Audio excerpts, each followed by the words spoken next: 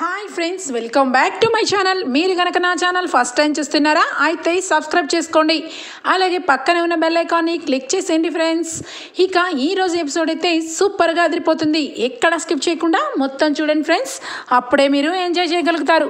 నచ్చినట్లయితే ఒక చిన్న లైక్ ఇచ్చి ఎంకరేజ్ చేసేయండి. ఇక ఎపిసోడ్లోకి అయితే వెళ్ళిపోదాం. ఎపిసోడ్ స్టార్ట్ అవగానే కావ్య చాలా భయపడుతూ ఇక రూమ్లో ఏం చెయ్యాలో అర్థం కాక చీరలన్నీ పరుచుకొని ఇక ఏ చీర కట్టుకోవాలన్నా ఏం చేసుకోవాలన్నా చెయ్యి కనీసం తనకి సహకరించదు. ఇక తన మనసంతా కూడా రాజ్ ఏం ఆలోచన చేస్తాడు, ఏం విషయంలో బయట పెడతాడు, అసలు ఇక అందరి ముందు నా గురించి ఇక ఇంట్లో వాళ్ళందరికీ చెప్పి ఇంటిలోంచి పంపించేద్దాం అనుకుంటున్నారా అని చెప్పి రకరకాల సందేశాలతో ఇక ఆలోచన చేస్తూ ఉంటుంది. ఇందిరాదేవి వచ్చి, ఏంటి ఇంకా ఇలాగే ఉన్నావా, అసలు చూడమ్మా కావ్య, ఎందుకు అంత భయపడుతున్నావు, నీ వెనక కొండంత అండగా నేనున్నాను, ఇంకా డైవర్స్ గురించి నువ్వు మర్చిపో, వాడు ఖచ్చితంగా నీతి నిజాయితీ కలవాడు రాజ్, ఈ కుటుంబానికి ఎంతో గౌరవ మర్యాదల గురించి కాపాడే వ్యక్తి, అలాంటి నా మనవడు ఇంతమంది మధ్య నిన్ను తీసుకొని వచ్చి డైవర్స్ విషయం మాట్లాడతాడని నేను అస్సలు అనుకోను. వాడు ఖచ్చితంగా నిన్ను ఇష్టపడుతున్నాడు, వాడి మనసులో నువ్వు ఖచ్చితంగా ఉన్నావు, వాడి మొహం చూస్తుంటేనే తెలిసిపోతుంది. నువ్వు ఏ రోజైతే డైవర్స్ పేపర్లు వాడి చేతిలో పెట్టావో వాడు అప్పటి నుంచి వాడి మొహం మారిపోయింది, ఇన్నాళ్ళగా వాడి మొహం లేదు, ఖచ్చితంగా వాడు సాయంత్రం ఈ విషయమే తీసుకురాడు, నేను నీకు భరోసా ఇస్తున్నాను అని చెప్పి అంటూ ఉంటుంది. ఏమో అమ్మమ్మ, నాకైతే మనసంతా ఒకటే టెన్షన్గా ఉంది. నేను ఎంత మనసులో కాదనుకున్నా ఎక్కడొకక్కడ మనసులో నాకు ఇక ఆయన ఏం చెప్తారా అన్న విషయం అయితే నా మనసులో లాగేస్తుంది అని చెప్పి ఇక కావ్య డీలా పడిపోతుంది. ఇక ఇంతలో ఇక అపర్ణాదేవి అందరూ కూడా రెడీ అయిపోతారు. ఇక పార్టీకి అందరూ రెడీ అయిపోయినా కావ్య ఇంకా రెడీ అవ్వకుండా అలానే ఉంటుంది.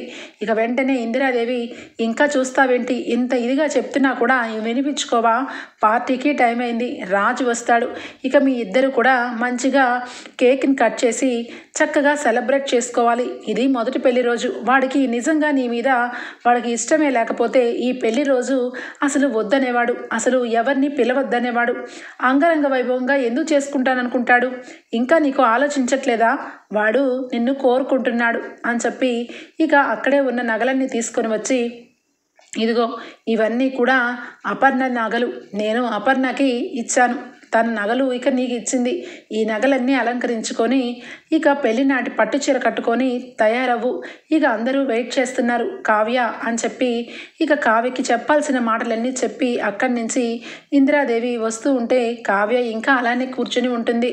ఇక వెంటనే కావ్యని చక్కగా కుందన బొమ్మలాగా అలంకరణ చేస్తుంది ఇందిరాదేవి. చూడు నా మనవరాలు ఎంత అందంగా ఉందో అని చెప్పి అద్దం వంక చూపిస్తుంది. అద్దంలో కావ్య ఎంత చేసినా కూడా మొహంలో చిరునవ్వైతే రాదు. కావ్య మనసంతా కూడా టెన్షన్గా ఉంటుంది. ఇక వెంటనే కూడా అందరూ రెడీ అయిపోయి కావ్య రాజ్ కోసం వెయిట్ చేస్తూ ఉంటారు. కావ్య రెడీ అయిపోతుంది. ఈ లోపల ఇక కృష్ణమూర్తి అలాగే కనకం అప్పు కూడా వస్తారు. వాళ్ళ ముగ్గురు కూడా ఇక కావ్య గురించి, కావ్యకి ఎక్కడుందమ్మా ఇంకా రాలేదు అని చెప్పి అప్పు కూడా వెయిట్ చేస్తూ ఉంటుంది. ఇంతలో ఇక కావ్య వస్తుంది. కావ్య అలా నగలతో పట్టు చీరతో కలకలలాడుకుంటూ రావటం గమనిస్తుంది కనకం. చాలా సంతోషపడుతూ, కావ్య నాదిష్ట తగిలేలా ఉందే నీకు, ఎంత అందంగా ఉన్నావే అని చెప్పి ఇక చాలా పొగుడుతూ ఉంటుంది. ఇక ఇంతలో అందరూ కూడా కావ్య వంక చూస్తూ ఒకవైపు ఇక రుద్రాణి, మరొక వైపు ధాన్యలక్ష్మి అలాగే అనామిక ముగ్గురు కూడా మొహం అయితే మార్చేసుకుంటారు. ఇక ఎప్పుడో ఎక్కడో బొమ్మలు చేసుకుంటూ బంకమట్టితో బొమ్మలు చేస్తూ అమ్ముకునేదానికి ఇన్ని 7 వారాలు నగలు, నేనేమో మంచిగా ఇక పట్టు పరుపుల మీద పెరిగిన దానికోసం నాకు కనీసం ఒక్క నగ కూడా ఇవ్వలేదు అని చెప్పి అనామిక మనసులో అయితే ఇక కావ్యం చూసి ఉడికిపోతూ కుళ్ళిపోతూ ఉంటుంది. ఇక ధాన్యలక్ష్మి అయితే కావ్య మొహం కసి చూసి, ఈ కావ్య తక్కువదేమీ కాదు, ఎప్పుడు కూడా పిల్లిలాగా ఏం ఎరగనట్టుగా ఇంట్లో ఉంటూ చివరాఖరికి మా అక్కను కూడా మార్చేసింది, ఎప్పుడూ లేనిది మా అక్క కూడా నగలన్నీ తీసుకొచ్చి ఇక ఈ కావ్యకైతే ఇచ్చేసింది, అంతటికీ కారణం ఈ రుద్రాణినే, ఈ రుద్రాణి మాటలకి ఏ రోజు ఒకళ్ళతో పాడకూడదు అని చెప్పి ఇక అనుకుంటూ ఉంటుంది. ఇక రాజ్ రాకపోయేసరికి టైం అయితే చాలా టైం అవుతూ ఉంటుంది. అందరూ కూడా రాజ్ కోసం ఎదురు చూస్తూ ఉంటే అక్కడే ఉన్న ఇక సీతారామయ్య, చిట్టి ఇంకా నా మనవడేంటి రాలేదు, టైం చూస్తే ఇక ఎక్కువ అవుతుంది, వాడు ఎప్పుడో స్టార్ట్ అయ్యానన్నాడు ఇంకా రాలేదా అని చెప్పి అడిగితే, లేదు బావా, ఇక అప్పుడే నాతో మాట్లాడాడు, వస్తున్నానన్నాడు, దారిలో ఉండుంటాడు బావా అని చెప్పి ఇక రాజ్ కోసం ఎదురు చూస్తూ ఉంటే ఇక వెంటనే కావ్య అనుకుంటుంది, ఆయనకి నిజంగా ఈ యానివర్సరీ అంటే ఇష్టం లేదనుకుంటా, అందుకే ఆయన రావట్లేదు. పొద్దున్న జరిగే పూజలో కూడా ఇక ఆయన ఉండడానికి ఇష్టపడలేదు. ఎందుకంటే ఆయన ప్రమాణకం చేస్తే ఖచ్చితంగా నన్ను వదులుకోకుండా ఆయన జీవితంలో భార్య అని ఒప్పుకోవాల్సి వస్తుందని ఆయన అక్కడి నుంచి తప్పించుకున్నారు. ఇప్పుడు ఇక నలుగురు ముందు ఇక ఆయన నాతో పాటు ఏ సెలబ్రేషన్ చేసినా కూడా అందరికీ కూడా ఇక అనుమానం వస్తుంది, తనతో పాటు నా జీవితం ఉంటుంది అని అందరూ ఇక డిక్లేర్ చేసేస్తారని ఇక ఇక్కడికి కూడా రాకపోవచ్చు అని చెప్పి కావ్య డీలా పడిపోతూ ఉంటే, ఇదిగో కావ్య ఒక్కసారి అటు చూడు అని చెప్పి ఇందిరాదేవి అంటుంది. ఇక వెంటనే కారు వచ్చి ఆగుతుంది. రాజ్ అందులో నుంచి దిగి నడుచుకుంటూ వస్తూ ఉంటే ఇక కావ్య ఆశ్చర్యపోతూ ఉంటుంది. ఇదిగో నీకు తొందర ఎక్కువ, ఏంటేంటో ఆలోచిస్తావు, నా మనవడు చూడు, ఒకసారి వాడి కళ్ళు చూడు, వాడి కళ్ళల్లో ఇక నీ మీద ఎంత ప్రేమ కనిపిస్తుందో చూడు, వాడు నా మనవడు, వాడు తప్పంటూ ఎప్పుడూ చేయడు, వాడు నీకు అందరి ముందు తల వంచి సారీ చెప్పి నీ జీవితంలో ఇక ఎప్పుడూ లేని కొత్తని మలుపుని నా మనవడు తీసుకొస్తాడు, చూస్తూ ఉండు అని చెప్పి కావ్యతో అంటుంది ఇందిరాదేవి. ఇక రాజు వచ్చి లేటుగా వచ్చినందుకు అందరికీ సారీ అని చెప్పి అంటాడు. అందరూ కూడా ఇక ఏమీ అనుకోకుండా కేక్ని అయితే కట్ చేయాలి రాజ్ అని చెప్పి వెంటనే కళ్యాణ్ అయితే, అన్నయ్య ఈరోజు మేము చెప్పినవన్నీ కూడా మీరు చెయ్యాలి, ఎందుకంటే మా పెళ్ళప్పుడు నువ్వు చాలానే చేసావు, ఇక అంతకంతా నేను కూడా తీర్చుకోవాలి కదా, వదినకి నీకు చాలా ఆటలు పాటలు పెట్టాము, ఇక మీ ఇద్దరితో పాటు చాలా గేమ్స్ ఆడిపిస్తాము, ఇక లాస్ట్కి ఇద్దరు కేక్ కట్ చేసి సెలబ్రేషన్ చేయాలి అని చెప్పి ఇక కళ్యాణ్ అంటూ ఉంటే ఇక వెంటనే రాజ్ అయితే, ఒక్క నిమిషం కళ్యాణ్ అని చెప్పి వెంటనే ఇక జేబులోంచి ఇక కాగితాలను తీస్తాడు. ఇక తీసేసరికి ఇంట్లో వాళ్ళందరూ ఇక కావ్యకి ఏమైనా సర్ప్రైజ్ ప్లాన్ చేశాడేమోనని అందరూ చూస్తూ ఉంటే ఇక మెల్లగా కాగితాలని తీస్తాడు. కావ్య పక్కనే ఉంటుంది కాబట్టి కావ్యకి క్లియర్గా అర్థమవుతుంది అవి డైవర్స్ కాగితాలని. ఇక వెంటనే కావ్య మనసులో చాలా భయం ఏర్పడుతుంది. ఏం చెయ్యాలో ఏం చెప్తారా అని చెప్పి టెన్షన్గా ఫీల్ అవుతుంటే కళావతి రా అని చెప్పి చేయి పట్టుకొని ఇక స్టేజ్ని ఎక్కి ఇక డైవర్స్ పేపర్ని అందరికీ కనిపించే విధంగా చేతితో పట్టుకొని, ఇక ఈ పేపర్లు ఏంటో తెలుసా, ఇవి డైవర్స్ కాగితాలు అని చెప్పి అంటాడు. ఇక కుటుంబ సభ్యులందరూ కూడా దెబ్బకి షాక్ అయిపోతారు. ఇక అక్కడే ఉన్న ఇందిరాదేవి అయితే మనసులో చాలా కోపం వస్తుంది రాజు మీద. ఈరోజు పెళ్లి రోజు పొద్దున్న దాంపత్య వ్రతంలో కూడా వీడు కావాలని ఇక అక్కడి నుంచి వెళ్ళిపోయాడు. అప్పుడే అనుకున్నాను వీడు ఏదో ఫిట్టింగ్ పెట్టాలనుకుంటున్నాడని, కానీ కావ్యకి ఎంతో కొంత భరోసా ఇచ్చాను. కావ్య టెన్షన్ పడుతూ ఉంటే పాపం పిల్ల ఆలోచన చేస్తూ ఇక అందరి ముందు బాధగా ఉంటుందని ఏదో భరోసా ఇచ్చాను, కానీ వీడు మొండి వెధవ, వీడు పట్టుకున్న దానికి కుందేలికి మూడే కాలు అన్నలాగా ఈ డైవర్స్ పేపర్లు అందరి ముందు తీసుకొచ్చి ఇక బహిరంగంగా ఇక సభ మొదలు పెట్టేస్తున్నాడు అని చెప్పి ఇక లోపల అయితే ఇందిరాదేవికి రాజ్ మీద కోపం వస్తుంది.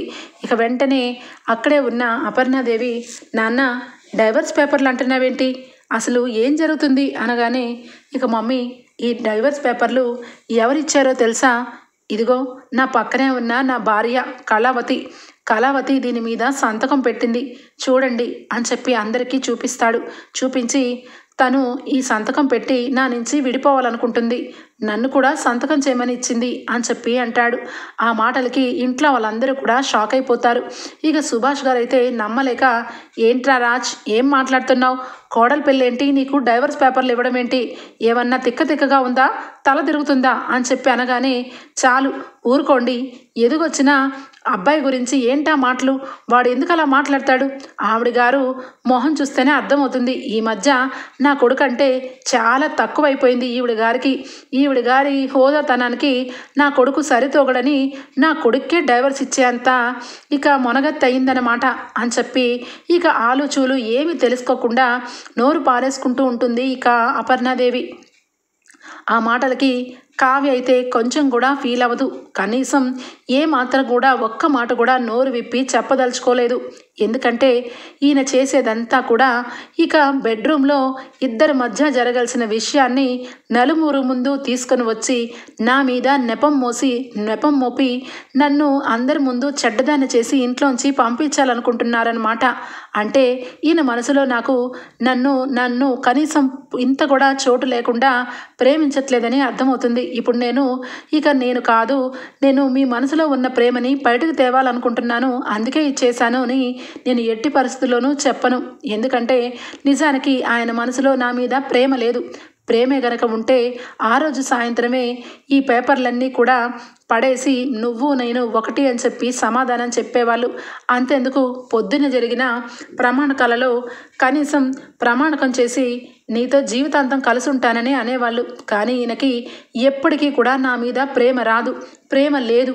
ప్రేమ లేనప్పుడు ఇద్దరం కలిసి ఉండడం దండగా అని చెప్పి మనసులో అయితే కావ్య అనుకుంటూ ఉంటుంది.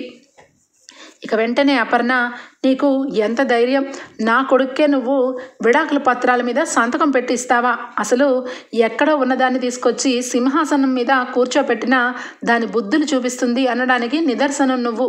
అసలు నువ్వు దుగ్గిరాల వారి ఇంటికి కోడలు అయ్యావు. కోడలు అయిన దానివి కనీసం నీ మనసులో ఉన్న విషయాలన్నీ కూడా ఇంట్లో అత్తగారుగా మామగారుగా ఎన్నో విధాలుగా నీ కళ్ళ ముందే ఉన్నాం. కనీసం మాతో ఎవరితో ఒక్క మాట కూడా అనకుండా నా కొడుకుకి నువ్వు డైవర్స్ కాగితాలు ఇస్తావా? అసలు నువ్వు ఈ గురించి నువ్వేమనుకుంటున్నావు అని చెప్పి ఇక కావ్య మీదకి వస్తుంది అపర్ణ.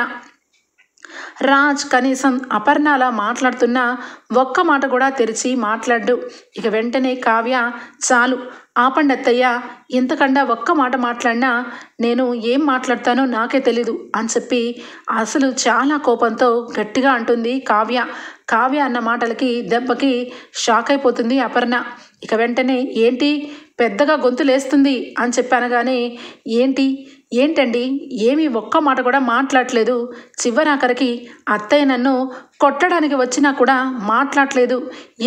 ఎందుకని మాట్లాడలేదు? చివరాఖరికి నా మీద తప్పు తోసేసి అందరి ముందు మీకు నేను డైవర్స్ కాగితాలు ఇచ్చి డైవర్స్ ఇవ్వమని బలవంతం పెట్టినట్టు చెప్తున్నారే, అసలు దీని వెనకాల కథనం ఏమీ చెప్పరా?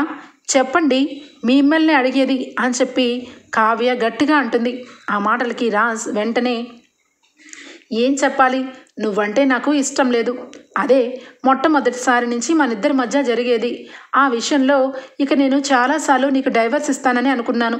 కానీ ఎప్పుడు కూడా నేను ఇలాగా ఇక అందరి ముందు కాగితాలు తీసుకొచ్చి నేను అందరి ముందు తీసుకొచ్చి పెట్టలేదు. ఇప్పుడే ఎందుకు పెడుతున్నాను? ఎందుకంటే నిజంగానే నువ్వు నన్ను వదిలేస్తున్నావని అందరికీ తెలియాలి కదా. తెలియక నేనే నీకు డైవర్స్ ఇచ్చి పంపించేస్తున్నానేమో అనుకుంటారు. కానీ నిజానికి నీకు కూడా డైవర్స్ తీసుకోవడానికి ఇష్టమేనని అందరి ముందు నిరూపణ చెయ్యాలనే ఇదిగో ఈ రకంగా చెప్పాను. ఇందులో తప్పేం ఉంది?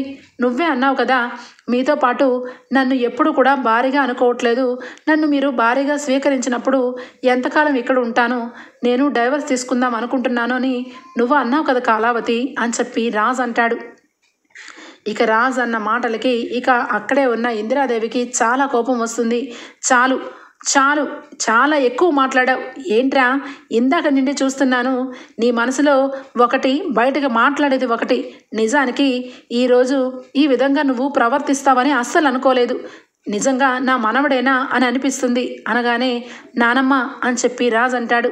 నానమ్మనే కాబట్టే ఇగో ఈ రకంగా మాట్లాడుతున్నాను. అదే నీ స్థానంలో ఇంకొకడు కానీ ఉండుంటే ఈ పాటికి నా చెయ్యి వాడి చెంప మీద ఉండేది అనగానే అత్తయ్య గారు అని చెప్పి అపర్ణ అనగానే, చాలు, నువ్వు అత్తయ్య గారు అనగానే బెదిరిపోవడానికి నేనేమి నీ కోడలు కావ్యని కాదు. కనీసం అందరి ముందు గౌరవం నిలుపుకోవడానికి, నీ హోదాని చూపించుకోవడానికి ఆ పిల్లతో నగలు ఇచ్చినట్టు, కారు ఇచ్చినట్టు, ఏదో అందరి ముందు విలువ ఇచ్చినట్టు మాట్లాడితేవే కానీ కనీసం నేను ఒక ఆడదాన్నే, నా కోడలు ఒక ఆడదే, తనకి ఇష్టం ఉన్నా లేకున్నా నా ఇంటికి వచ్చిన కోడలతో నేను ఏ రోజు ప్రేమగా లేను అని చెప్పి ఒక్కరోజు కూడా కావ్యని దగ్గరకు తీసుకోలేదు, ఒక్క మాట మాట్లాడలేదు. ఈరోజు నీ కొడుక్కి ఇక కావ్య డైవర్స్ పేపర్లు ఇచ్చిందని నీకు ఎక్కడ లేని పౌరుషం పుట్టుకొచ్చింది. అసలు నిజానికి ఆ డైవర్స్ కాగితాలు ఇవ్వడానికి వెనక కారణం ఎవరు? నిజానికి నువ్వు అలాగే నీ కొడుకు మీ ఇద్దరు కూడా కావ్య విషయంలో చాలా అన్యాయమే చేస్తున్నారు. ఇప్పటికీ చేస్తూనే ఉన్నారు. నాకే తెలియక బుద్ధి తక్కువయ్యి ఇదిగో నా మనవడు చాలా మంచివాడు, వాడు నిన్ను ఇష్టపడుతున్నాడు, కానీ వాడికి ఏదో కళ్ళకి మాయ కమ్మేసింది, వాడి మనసులో ఉన్న ప్రేమ బయట పెట్టాలి అంటే నువ్వు డైవర్స్ పేపర్ల మీద సంతకం పెట్టి వాడికి ఇవ్వాల్సిందే అని చెప్పి కావ్యకి పదే సార్లు ఇక వెనక పడితే ఇక చివరి ఆఖరికి మనసు చంపుకొని ఆ కృష్ణ భగవాను దగ్గర ఏడుపు ఏడ్చి ఇక సంతకాలు పెట్టి నీ కొడుక్కి ఇచ్చింది. నీ కొడుకు మహానుభావుడు కదా, ఇక కావ్య మీద ప్రేమ చూపిస్తాడని అనుకున్నాను. చివరి ఆఖరికి ప్రేమ కాదు కదా, కనీసం అందరి ముందు దోషిని చేసి ఇంట్లోంచి పంపించేయాలనుకుంటున్నాడు. వీడి గురించి నాకు బాగా అర్థమైంది అని చెప్పి అందరి ముందు నిజాన్ని నిర్భయంగా చెప్తుంది ఇందిరాదేవి. కనకం కృష్ణమూర్తి అయితే చాలా ఒక్కసారిగా షాక్ అయిపోతారు. ఇక కనీసం ఈరోజు ఇక పెళ్లి రోజు జరుగుతుంది అంటే ఇక అల్లుడు గారు కావ్యని భారీగా అనుకుంటున్నారు. ఇక ఇలాంటి డైవర్స్ పేపర్ల గురించి ఇక వీళ్ళిద్దరి మధ్య ఎప్పటికీ రాదు, ఇద్దరు చిలక గోరింకల్లాగా ఇక కలిసిపోతారని అనుకుంటే ఈరోజు ఇంత ఘోరంగా మాట్లాడుతున్నారు నా కూతురు గురించి అని చెప్పి కనకం కృష్ణమూర్తి అయితే ఇక అలాగే ఉండిపోతారు. ఇక ఏం జరుగుతుందా, ఏం చూడాలా అని చెప్పి ఇక లోపల భయంతో కళ్ళు నిండా నీళ్లు పెట్టుకొని కనకం అలాగే స్టన్ అయిపోతూ ఉంటుంది. ఇక అందరూ కూడా ఆ విధంగా మాటలు జరుగుతూ ఉంటే మరొక పక్క రుద్రాణి వెంటనే స్టార్ట్ చేస్తుంది. ఏంటమ్మా, ఏం మాట్లాడుతున్నావు? కావ్య విషయంలో రాజ్ చేసేది తప్పంటావేంటి? ఏ అబ్బాయి అయినా ఇష్టం లేని పెళ్లి చేసుకున్నాక ఎవరు కూడా కలిసి కాపురం చేయలేరు. ఇక వాడు కూడా అలాగే అనుకున్నాడు. కనీసం అలా అనుకున్నాడు కానీ ఇంట్లో ఎవరికి కూడా ఆ విషయం చెప్పకుండా కావ్యని ఇంకా ప్రేమగానే చూసుకుంటూ ఉన్నాడు. కానీ ఈవిడ గారు ఏం చేసింది, ఆవిడ బుద్ధిని చూపించింది. ఇక ఎవరైనా భర్తని తీసుకెళ్ళి డైవర్స్ ఇవ్వమని ఎవరైనా అడుగుతారా? కనీసం ఎవ్వరు అడగరు. అలాంటిది ఇదిగో ఈవిడ గారు చేశారు, ఆవిడ గారి పెంపకం అలాంటిది అని చెప్పి కనకాన్ని నిందిస్తూ ఉంటుంది. ఇక వెంటనే సుభాష్ వచ్చి ఇదిగో రుద్రాని, నోరు అదుపులో పెట్టుకొని మాట్లాడు. అసలు ఈ విషయానికి నీకు ఎలాంటి సంబంధము లేదు. ఇది నా కొడుకు అలాగే నా కోడలు మధ్య జరిగిన విషయాలు. ఇందులో నువ్వు తలదూర్చావంటే పద్ధతిగా ఉండదు అని చెప్పి సుభాష్ అంటాడు. ఇక వెంటనే చూడమ్మా కావ్య, నీ మనసులో లేకపోయినా ఇక అమ్మ చెప్పినట్టుగా నువ్వు చేశావు, నాకు అర్థమైంది. నీ మనసులో ఏ రోజు కూడా ఇలాంటి విషయాల్లో నువ్వు ముందుకు రావని నాకు బాగా తెలుసు. ఒరే రాజ్, అసలు కావ్యని ఎందుకురా డైవర్స్ ఇస్తానని ఇక పద్దాక డైవర్స్ ఇచ్చేలాగా ఎందుకు ప్రేరేపించావు? కోడలి పిల్ల నీ దగ్గర ఏం తక్కువైపోయిందని అని చెప్పి గట్టిగా నిలదీస్తాడు రాజ్ని. ఇక వెంటనే మామయ్య గారు, మీరు కానీ ఇక అమ్మమ్మ కానీ అత్తయ్య గారు కానీ ఎవరైనా కానీ ఒక మనిషిని ప్రేమించట్లేదు ఎందుకురా అని చెప్పి మీరు ప్రశ్నించకూడదు. ఎందుకంటే ఆయన మనసులో నా మీద ప్రేమ లేదు.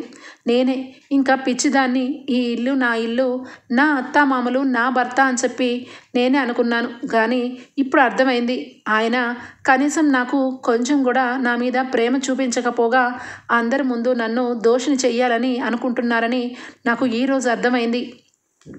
ఇక మీరు తీసుకునే నిర్ణయం ఏంటో నాకు తెలియదు కానీ నేను మాత్రం ఒక నిర్ణయాన్ని అయితే నేను ఇప్పుడే తీసుకున్నాను. నాకు ఇప్పుడు అర్థమైంది, నిజంగా ప్రేమని పెంచుకుంటూ పోతే ఆ మనిషికి మిగిలేది శూన్యమేనని ఈరోజు నాకు గుణపాఠంగా అర్థమైంది. మీ మీద ఎన్నో ఆశలు పెట్టుకున్నాను, మీరు నన్ను వదిలేరు. ఖచ్చితంగా ఈరోజు మీరు ఖచ్చితంగా ఈ డైవర్స్ విషయం చెప్పకుండా నన్ను అర్థం చేసుకుంటారని అనుకుని ఎన్నో ఆశలు పెట్టుకున్నాను. కానీ ఇప్పుడు అర్థమైంది, మీరు నన్ను వదిలించుకోవడానికే ఇదిగో ఇంత అట్టహాసం చేయమని చెప్పారని అర్థమైంది అని చెప్పి వెంటనే ఇక తను పెట్టుకున్న నగలన్నీ తీసేసి ఇక పక్కన పెట్టి ఇక ట్రేలో అన్ని నగలు తీసేసి, అత్తయ్య గారు ఇదిగోండి, ఇంతవరకు ఈ క్షణం వరకు మీ కోడల్ని కాబట్టి మీకు ఇష్టం ఉన్నా లేకపోయినా ఇక మీరు ఇచ్చిన నగలని అలంకరించుకోమని నాకు చెప్పారు.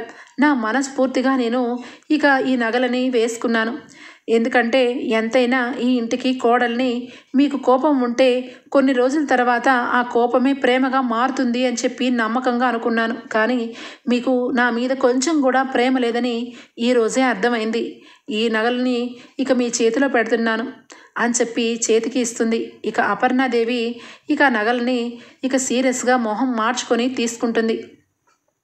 మరొక పక్క ఇక వెంటనే రాజు దగ్గరికి వచ్చి, ఏమండి, మీకు నచ్చినట్టే జరిగింది కదా, మీరు ఎప్పటి నుంచో అనుకుంటున్నారు మీ జీవితంలోంచి నన్ను వెళ్ళిపోమని తోసేయాలని చూస్తున్నారు, కానీ నేను ఎన్నిసార్లు మీరు నన్ను మీ దగ్గర నుంచి పంపించాలనుకున్నా గోడకు కొట్టిన బందిలాగా మీ దగ్గరే ఉన్నాను.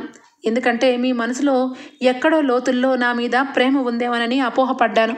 కానీ ఈరోజు నాకు నిజానికి అర్థమైంది, మీ మనసులో ప్రేమ లేదు, ఏమీ లేదు, నా మీద కొంచెం కూడా మీకు జాలి కూడా లేదని ఈరోజే అర్థమైంది. అలాంటప్పుడు అవన్నీ కూడా లేకపోయినా మీతో కలిసి ఉండాలి అంటే నిజంగా నాకు నా మీదే అసహ్యంగా అనిపిస్తుంది. ఇక ఈ ఇంట్లో ఎవరికి నా మీద కొంచెం కూడా ఒక కోడల ఫీలింగు అత్తకి లేకుండా భర్తకి కనీసం భార్య అనే కొంచెం కూడా లేకపోతే ఏమని మనసు పెట్టుకొని ఇక్కడ నేను ఉండకూడదు.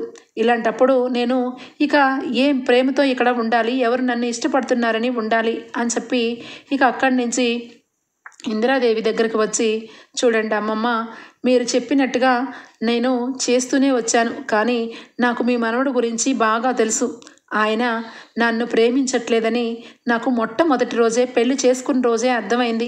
కానీ ఎక్కడో ఏదో ఆశ ఉంటుంది కదా, ఆ ఆశ ఈ సంవత్సరం వరకు నన్ను నడిపించింది. ఇక ఈ ఇంటికి నాకు చెల్లుబాటు అయిపోయింది. ఇక నేను వెళ్ళొస్తాను అమ్మమ్మ అని చెప్పి ఇక అమ్మమ్మ తాతయ్యకి అక్కడి నుంచి చెప్పి సుభాష్ గారికి ఇక వెళ్ళొస్తాను మావయ్య గారు అని చెప్పి కళ్ళు వెంట నీళ్ళు పెట్టుకొని ఇక బయలుదేరుతుంది కావ్య. అలా బయలుదేరుతూ ఇక బట్టలు సర్దుకొని గడప అవతల కాలు పెట్టేస్తుంది. ఇక కనకం అయితే కావ్య అని చెప్పి బాధపడుతూ ఇక దగ్గరకు తీసుకోగానే బోరుమని కావ్య ఏడుస్తుంది. అమ్మ, నేను ఎందుకు ఏడుస్తున్నానో తెలుసా? నా జీవితం ఏదో అయిపోయిందని కాదు, నేను అనుకున్నట్టు ఇక నా మనసులో ఆయన నిన్ను వదిలేస్తానని అందరి ముందు నన్ను కావాలని ఒక నెపం వేసి చెప్పారే, ఆ మాటకి నేను చాలా బాధపడుతున్నాను అని చెప్పి ఇక వెంటనే కూడా ఇక ఇద్దరు తల్లి తండ్రితో కావ్య అయితే బయటికి బయలుదేరుతుంది. ఇక వెంటనే కావ్య అలా బయటికి నుంచి కాలు పెట్టి వెళ్ళిపోతుంటే రాజ్కి ఒక్కసారిగా పెళ్లి నాటి ప్రమాణకాలు మొత్తం కూడా గుర్తుకు వస్తాయి.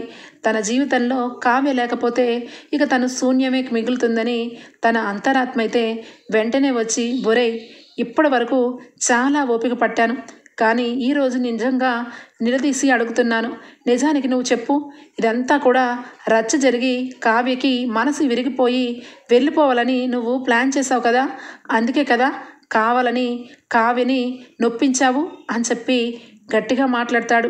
ఇక వెంటనే రాజు అయితే మనసులోంచి, నా మనసు నిండా కూడా కావ్య ఉంది, కానీ కావ్యని ఏ మొహంతో నా జీవితంలోకి రప్పిస్తాను? చాలాసార్లు కావ్య మీద చాలా మాటలే అన్నాను. చివరాఖరికి ఇక కావ్య దగ్గర నాకు ఏదో ఒక రకమైన అహంభావం, అందుకే తనని నేను వద్దనుకుంటూ వచ్చాను. కానీ ఈరోజు నిజానికి కావ్య ఇంట్లోంచి వెళ్ళిపోతుంటే నా మనసు నా నుంచి వెళ్ళిపోతుందేమోనని బాధగా ఉంది అని చెప్పి రాజ్ అయితే అంతరాత్మతో మనసులో అనుకుంటూ ఉంటాడు. ఇక వెంటనే ఇందిరాదేవి వస్తుంది. వచ్చి, చూడమ్మా కావ్య, నువ్వు వాడు నిన్ను చూడకపోయినా, నీ అత్తగారు నిన్ను కోడలుగా అనుకోపోయినా, నేను మాత్రం ఈ ఇంటికి నువ్వే నా మనవరాలవని అనుకున్నాను. నువ్వు ఎక్కడికి వెళ్ళడానికి వీల్లేదు, ఇక్కడే ఉండాలి అని చెప్పి అనగానే, లేదు అమ్మమ్మ గారు, నా భర్తే నా మీద ఇష్టం లేనప్పుడు ఎవరి గురించి నేను ఇక్కడ ఉండాలి, చెప్పండి అమ్మమ్మ గారు అని చెప్పి ఇక వెంటనే బ్యాగును తీసుకొని వెళ్ళిపోతూ ఉంటుంది. అపర్ణ అయితే ఇక కావ్య అలా వెళ్ళిపోతూ ఉంటే అపర్ణ మనసులో కూడా కొంచెం బాధగానే అనిపిస్తుంది. కానీ రాజ్ విషయంలో తను ఎలాంటి నిర్ణయాన్ని కూడా తీసుకోవడానికి ఇక ఛాన్స్ లేదు కాబట్టి అలానే ఉండిపోతుంది. ఇక రాజ్ అయితే ఇక కావ్య వెళ్ళిపోతుంటే వెనకాల వెళ్లకుండా ఇక అక్కడి నుంచి తన బెడ్రూమ్లోకి వెళ్ళిపోతాడు.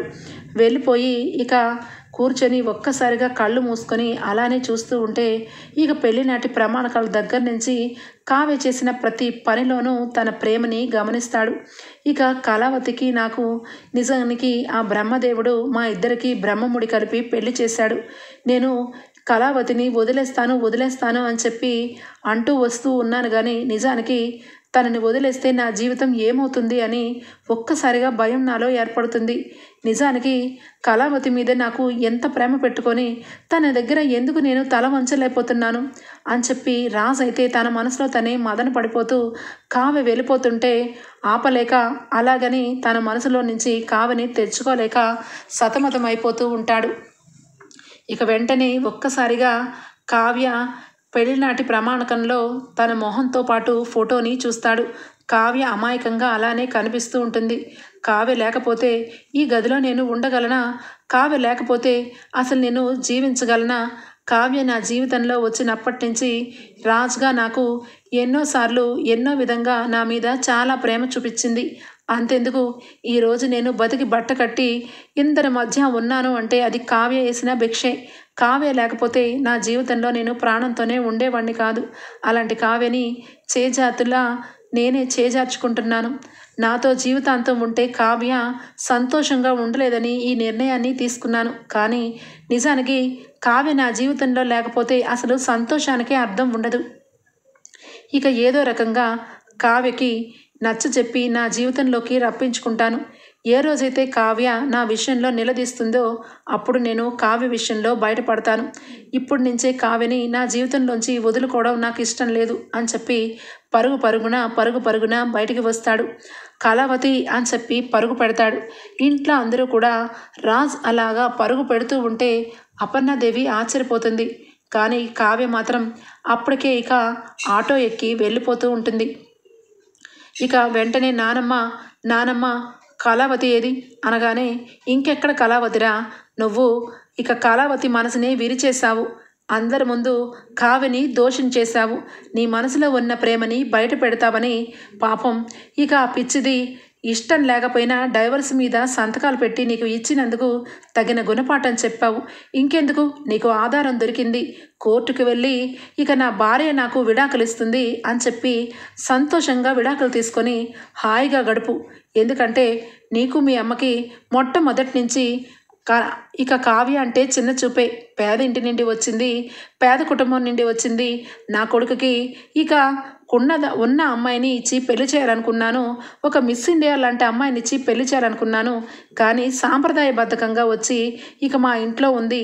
ఈ అమ్మాయి నా కోడలేంటని మీ అమ్మ కూడా చాలా రోజులు కావ్యని టార్చర్ చేస్తూనే ఉంది. కానీ ఇక నేనే ఖచ్చితంగా ఏదో రోజు మారుతుంది. కోడల్ని కూతురులాగా అనుకొని దగ్గరకు తీసుకుంటుంది అనుకున్నాను. కానీ నిజానికి అపర్ణ కూడా ఇక కావ్య విషయంలో చాలా తప్పే చేసింది అని చెప్పి ఇక అపర్ణ గురించి కూడా మాట్లాడుతూ ఉంటుంది. ఇక సుభాష్ వచ్చి, అమ్మ కరెక్ట్గా చెప్పావు, నిజమే. ఈ తల్లి కొడుకులు ఇద్దరు కూడా కోడల విషయంలో చాలా తప్పు చేశారు. ఒక ఆడదాన్ని ఏడుపుని ఇక తగులుతుంది రాజ్. ఎందుకంటే కనీసం అన్నం పుణ్యం ఎరగని ఇక కావ్యని ఇంట్లోకి పెళ్లి చేసుకొని తనని కట్టు బానిసగా చేసి ఇంటి కుటుంబ సభ్యులందరూ కూడా తనతో సేవలు అందించుకున్నాము. ఇక కనీసం భర్తగా నువ్వు ఒక్కరోజు కూడా తనని గుర్తించలేదు. అయినా కూడా నీకు అనేక విధాలుగా సేవలు చేస్తూ వచ్చింది. అంతెందుకు, ఎప్పటి నుంచో ఇక మనకి ప్రాజెక్టుల మీద ప్రాజెక్టులు ఎప్పుడు కూడా వచ్చేవి కాదు. ఈ మధ్య కోడలి పిల్ల ఆఫీస్కి వచ్చినప్పటి నుంచి ఎన్నో విధాలుగా మనకి ఎన్నో రకాలుగా ఇక ప్రాజెక్ట్స్ని రావడానికి కారణం కోడలి పిల్లే. అలాంటి కోడల్ని వదిలించుకొని ఏం సుఖం పడ్డాలనిరా ఇంత నిర్ణయం తీసుకున్నావు? అపర్ణ, ఈరోజు అడుగుతున్నాను, నువ్వు పెద్ద కోటీశ్వరరాలువా? నువ్వు కూడా ఒక మిడిల్ క్లాస్ ఫ్యామిలీ నుంచే వచ్చావు. ఆ రోజు నిన్ను చూసి ఇష్టపడినందుకే ఇక అమ్మ కనీసం నిన్ను ఎలాంటి దానివి మీ హోదాని చూసి పెళ్లి చేయలేదు. ఇక నా కొడుకు ఇష్టపడ్డాడని నిన్ను పెళ్లి చేసుకున్నాను. కానీ ఏ రోజు కూడా అమ్మ నిన్ను టార్చర్ చేయలేదే. ఇంటి పెద్ద కోడలవని నీ చేతిలోనే తాళాలు పెట్టి ఇంటి కుటుంబాన్నిటికీ శాసించే హక్కు అధికారాలు నీకు ఇచ్చింది. నీకొక న్యాయం, నీ కోడలకు ఒక న్యాయమా? తను ఒక పేదింటిరాలని కేవలం ఇక తనని చిన్న చూపు చూస్తూ నీ కొడుకు పక్కన సంవత్సర కాలం పాటు కాపురం చేసుకుంటూ వస్తున్న అమ్మాయిని వదులుకొని ఇక నీ కొడుకుకి వేరే పెళ్లి చేసి సంతోషపెట్టాలని చూస్తున్నావా? చెప్పు అని చెప్పి ఇక సుభాష్ అయితే గట్టిగా అపర్ణాదేవిని ఇక కళ్ళు తెరిపించేలాగా మాట్లాడతాడు. ఇక రాజు అయితే ఇక వెంటనే, డాడీ నేను మారిపోయాను. ఇందాక నుంచి ఒక అరగంట ముందు వరకు ఈ స్వరాజు తగ్గడం ఏంటి, ఇక ఒక 2 మెట్లు దిగి నా భార్య నాకు కావాలేంటి అని చెప్పి అహంకారం పోయాను.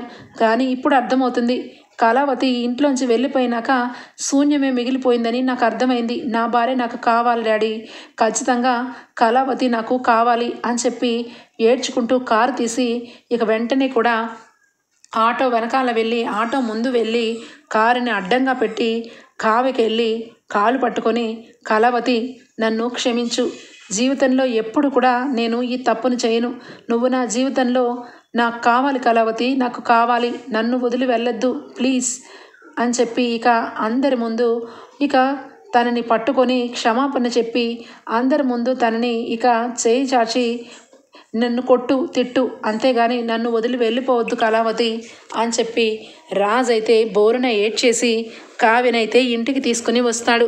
రాబోయే ఎపిసోడ్స్లో ఖచ్చితంగా ఇలాగే జరుగుతుందని ఇక ఆశిద్దాం friends. Bye, take care, thank you for watching.